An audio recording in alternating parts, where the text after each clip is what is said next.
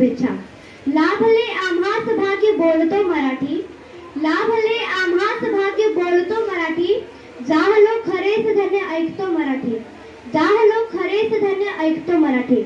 27 February हा मराठी भाषा दिवस म्हणून संपूर्ण महाराष्ट्राचे मोठ्या उत्साहात साजरा केले जाते. हा दिवस प्रख्यात कवी कुसुमाग्रज यांच्या जयंतीनिमित्त साजरा केले जाते.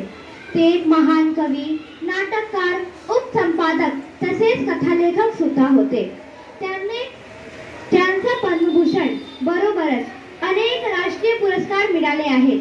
मराठी साहित्य क्षेत्रातील त्यांनी केलेल्या उल्लेखनीय कामगिरीबद्दल त्यांचा जन्मदिन मराठी दिन म्हणून मराठी भाषा दिवस साजरा केले जाते. आपल्या मातृभाषेचे संवर्धन हे आपले कर्तव्य आहे.